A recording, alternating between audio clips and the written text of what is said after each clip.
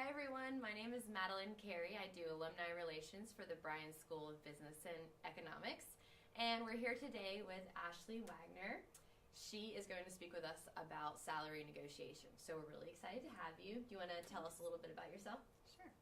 So hi, I'm Ashlee Wagner. I am a graduate of the Bryan School. I graduated in December of 2011, and my role today is I am a practice leader at Charles Aris. We're an executive search firm in downtown Greensboro, and I lead our recruiting practice for financial services companies. So why is it important to negotiate salary? It's important if it's something that's important to you. If you think, I think the main goal is when you're thinking about going out and finding a job is what's the right career for you and what does that career typically pay, right? What's the market rate for that particular role, right?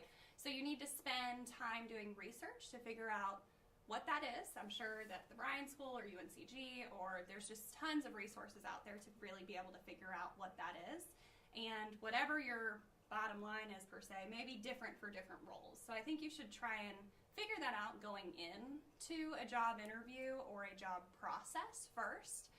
And if you end up at the finish line of that opportunity and for some reason the offer's not right for you, just be confident and know that you can negotiate. It's actually not going to hurt you to negotiate. The worst thing you can ever do is for the company to come back and say, I'm so sorry, we can't actually do that. So I think just the most important thing is knowing that it's okay and be confident, and as long as you do it in a professional way, there's really no downside. What are the most important things to look at when you're considering an offer? What are the perils, pitfalls, and perks that you should be watchful for? Once you get to a point where you've said, yes, this is the right career for me, the next step is to figure out what does the offer need to look like for me to accept on the spot. Negotiations for organizations, in some instances, your hiring manager may have to go back and fight a fight internally to actually get that offer approved, whatever your counteroffer is.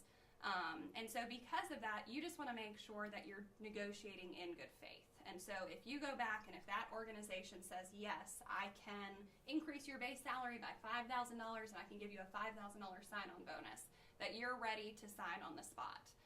The reason for that is because if that hiring manager does go back and gets that approved and then you say, oh, well, actually I accepted this other job offer anyways, that's not the most professional look. And so I think the way that I always think about this is, number one, is this the right opportunity for you? And number two, when you are ready to negotiate, bundle all of your asks in one. So if you're going to ask for more on the base, if you're going to ask for 2 extra days of PTO, go all at once and be ready to accept, assuming that that organization can meet all of your asks.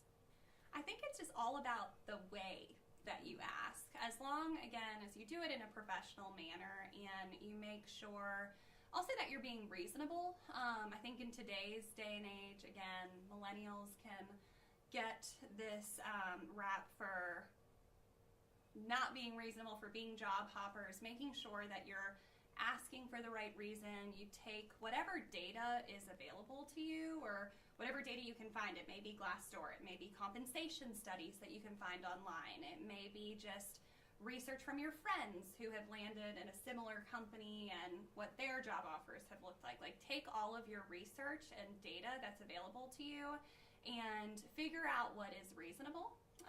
If you're asking for 50% over what you told them initially, that's probably not reasonable, right? If you're asking for 50% more than all of the compensation studies online say, that's probably not reasonable either. Tell me, what are you supposed to do when you finally get the offer? What's your first move? So my recommendation is to know what you need going into an offer. So it's hard to do before you have an offer in your hands, but think about what are the things that you actually need to be able to make a decision and be ready to ask for those things pretty quickly. It might be questions about benefits, it might be questions about how the bonus pays out, what has it paid out historically. So figure out what all of those questions are. You might still have questions about the role itself as well. But assuming it's just questions about the offer itself, you want to go into this knowing that kind of what your bottom line is. And it may look different for Each opportunity, you may have one opportunity where there's a ton of travel and you would expect more compensation. You may have another opportunity where you have to relocate halfway around the world and it's a place you're really excited about and you're willing to do that for way less compensation. So kind of know what your bottom line is and go into those offer conversations more assumptively, thinking that it's going to turn out positively and knowing what your bottom line is and just be ready. You don't have to make a decision right there on that call. I think sometimes people think that they have to, but be ready that they may ask you for that decision as well. And so say what you're most comfortable with. Know that you don't have to negotiate right in that moment. You can always take time to think about it, typically, depending on how companies do things. They're all a little bit different, but typically I would say 48 hours to 5 business days is pretty standard.